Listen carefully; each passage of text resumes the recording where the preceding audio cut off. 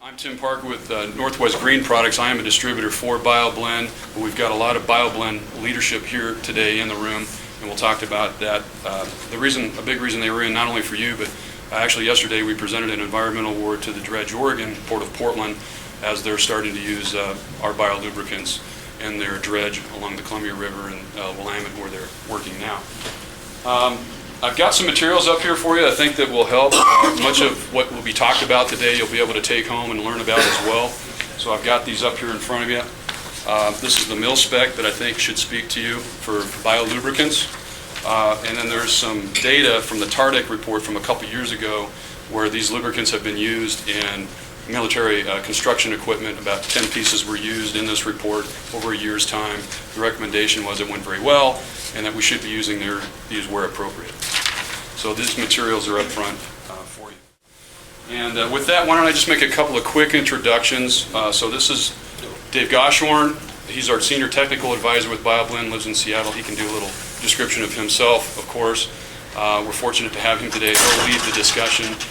We've got Sam Burkett, President of BioBlend, in from Houston. And then we've got Aaron Madison from Madison Farms, Aaron Madison from Madison Farms, who actually grows these crops, that is canola, right here in Eastern Oregon. And it's an important agriculture link for Oregon as the base stock for these products. My educational background is I am an engineer by trade. I went to that little school on the Hudson River. And after that, I graduated from West Point in '81, and after that I was Corps of Engineers. I was an engineer for 6 years active and then 2 years in the reserve. So great to be here with you guys. I want to kick it off by saying one thing. We don't have motor oil, okay? So if you're wondering about lubricants, you know, there's one that's kind of made out of beef tallow and stuff like that on the motor oil side and different things. So we don't have motor oil. We don't have a specific ATF, but we do have a tractor fluid. And then we've got a lot of things that Dave's going to talk about going forward with it. The other thing I'll tell you is performance. We talk about performance. So if there's something that people ask us that we don't think will work, we'll tell you it won't work and not to do it. And Dave's got 27 years experience with ExxonMobil as a senior lubrication engineer, and he's a certified lubrication specialist, oil analysis specialist. So that's why he's here. I'm pushing for sales, but he's to keep me out of train wrecks. So we talk about performance. One of the things that people think about green stuff is cost more, doesn't work as well, right? Cost a whole lot more, doesn't work as well. We're going to show you that the things we have to do work as well, and in many cases better than what you're using now, and we're going to tell you why in doing that. Thank you for letting us speak here. And first of all, I'd like to personally thank each one of you for what you're doing for our country. I was at the Reno Air Races last week, and obviously a big military presence there. It's important that we on the civilian side let you know that we're behind you and appreciate what you're doing for our country. In our part of the world, green means these specific things. It means it has to be readily biodegradable, and we're going to talk about what that means. It has to be renewable and sustainable. It has to be low toxicity. If you do have the unfortunate incident to spill this, we don't want to kill any of the fish or animals. And so, and it has to be safe for you to use, more importantly. It has to be easy to convert to and use, and as Sam said, it has to deliver the performance that you expect from what you're using now. So just a couple of key terms to understand, and these are all defined in the Farm Bill that little town of the Potomac passed a few years back and just renewed. Renewable is something that's replenished by a natural process at a rate comparable to the rate of consumption. Sustainable is a characteristic of the process. You can read the words, but what it means is it's a crop that can be recycled, regrown, regenerated. And ultra-low toxicity actually means it's a substance that has little potential to produce adverse effects during normal use. These are bio-based products as defined by the government. They're derived from renewable agricultural products that are not associated with food product. And then the important terms to understand are what exactly is biodegradation and what do people mean when they say it. For example, biodegradation is the chemical breakdown of this particular product into water and CO2. But in order to do that, it has to have three components. It has to have air, it has to have water, and it has to have the microorganisms in the ground or in the groundwater that it was spilled into. Without the presence of those three things, biodegradation will not take place. And that's important to understand because in the past, a lot of people have the misconception that this stuff will fall apart while you're using it. Probably back in the 70s when the first oil embargo occurred and price of oil shot up, some people got the bright idea that it would be a good, we could, replace some of our oil and lubrication products by reusing vegetable oil. And what they did was they took vegetable oils like soy, like canola, like corn oil, and they took off-the-shelf petroleum additive packages and put it into these vegetable oil products. The problem with that is that the chemistry for the vegetable oils and the chemistry for the petroleum oils is very different. And the petroleum designed products did not dissolve, weren't incorporated into the final lubricant, and then you ended up having a lot of problems. And in the past 10 years at least, many of the companies that supply additives for the lubricant industry have recognized that there's a vast potential market out here for this type of product, and they have worked extensively to develop additive packages that are designed for vegetable oil chemistries, and therefore the level of performance has increased remarkably. We are now into 4th and 5th generation products that have performance that meet or exceed petroleum products. We need to note the difference between biodegradable in the term inherently or in readily. Now, a lot of companies make products, many of the oil companies make products, Me Too type products, that they tout as being biodegradable or eco-friendly. And in a lot of cases, those products are made from what's known as refined white petroleum oils, which have a certain ability to biodegrade. But technically, inherently biodegradable means that the product will biodegrade typically 40% in the first 28 days.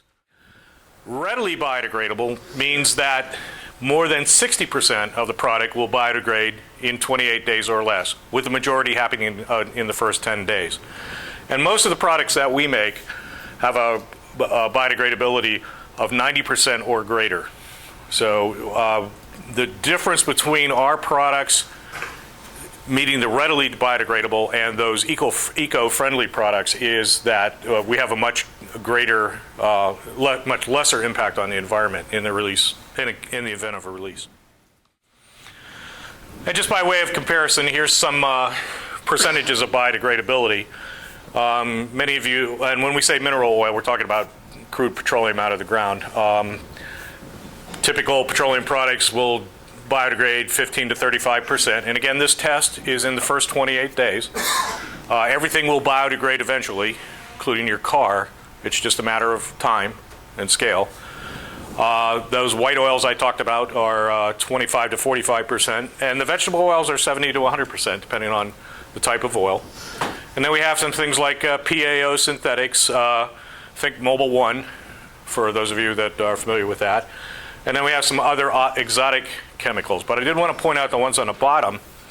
Polyol and diester products are synthetic chemical products, but they can be derived from vegetable sources. And so we have the ability to make some products in that are synthetic by name, but also meet the criteria for being readily biodegradable and at the same time low impact, low toxicity. Now let's talk about some of the advantages of these products. These products are polar in that the electron likes to hang to one side, nucleus likes to hang to the other side. And so they have a great affinity for metal. We call that wettability. And because of that, they have a very high lubricity. The technical term for that is slickiness. Okay. This inherent friction reducing quality of the base oil has the ability to lower operating temperatures. There's always friction involved when metal parts are sliding past each other, and if they have the ability to slide past each other more easily, then the internal temperature is reduced. And what does this mean from advantage of the high lubricity? Well, it means less friction. Less friction means that you use less power to operate that piece of equipment. Less power means less fuel, whether it be you're burning gasoline or diesel in a truck, or if you're getting electricity out of the plug. And less consumption of fuel obviously saves you money. On the other side, high lubricity also means less heat and wear on the piece of equipment that you're using it in. And less heat and wear on that product means that that piece of equipment is going to last longer, and also that the lubricant will last longer. Heat and moisture are the enemies of any lubricant. So the cooler it operates, the longer it's going to operate, the happier it's going to be operated. And longer life, again, means less money. Another big advantage of these products is they have an extremely high viscosity index. Now, anybody out there, other than reading the definition of viscosity index, know what I'm talking about? Okay, viscosity index is a property of lubricants which measures the change in viscosity with the change in temperature. What happens when oils get hot? They get thin. What happens when they get cold? They get thick. Okay? The amount by which those two things occur is a term called viscosity index. The higher the viscosity index number, the less change in viscosity there is with temperature. Okay, I'll say that again. The higher the viscosity index, the less change in viscosity there is with temperature. So products with high viscosity index don't get as thick when they get cold and don't get as thin as they get warm. And that is the definition of multigrade. Okay, that's exactly what happens with multigrade oils. So BioBlend products have viscosity indexes that are typically above 200. Okay, that's just a relative number. By comparison, the typical hydraulic fluid you're using right now, petroleum hydraulic fluid, has a viscosity index of about 95. Well, here's an example. If you have two mineral hydraulic oils, an ISO 32, which is very common, or an ISO 46, and I've given an example of the viscosity temperature curve, and again, this is greatly exaggerated for presentation purposes. But you can see that, first of all, viscosity, the ISO grade, is always measured at 40 degrees centigrade. So you can talk apples to apples when you're talking about viscosity grades. So because these oils have the same viscosity index, that essentially means they have the same slope, all right, in terms of viscosity versus temperature. And at 40 degrees centigrade, the thinner oil will be ISO 32, and the slightly thicker oil will be an ISO 46. Okay? If you compare that to a high VI product, in this case, an ISO 32, that means it's the same viscosity at 40 degrees centigrade. Okay? But you can see it gets much less thick when it gets cold and much less thin when it gets hot. It actually outperforms the next higher viscosity at high temperatures, which is where most of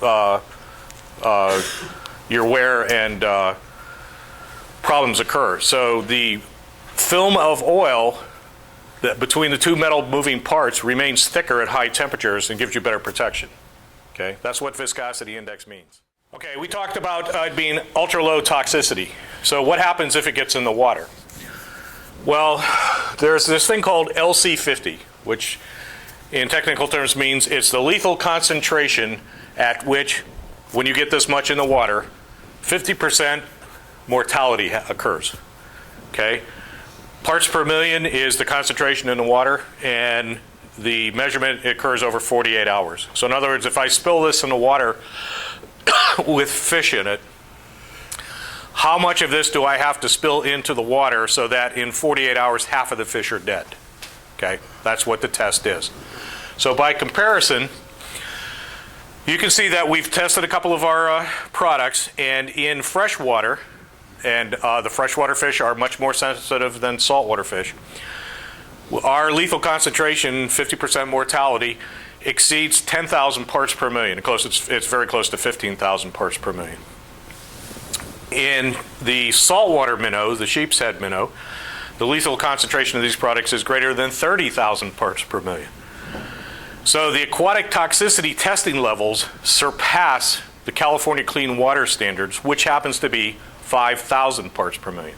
Okay, so these things are much, much safer, factor of 3 to a factor of 6 safer than what California requires for release into the groundwater. They're safe for contact with skin. They're non-carcinogenic. There are no dermatitis issues. They're excellent for metalworking, where employee health concerns may be critical. So they deliver environmental performance. The products also are highly fire resistant.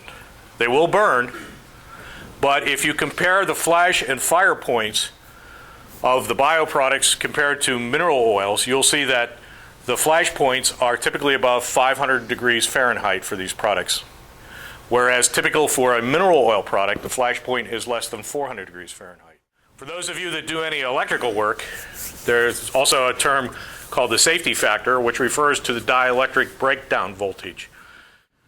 In this test, the BioBlend breakdown voltage is greater than 55 kilovolts, 55,000 volts, compared to a typical petroleum product that's going to be around 37,000 volts.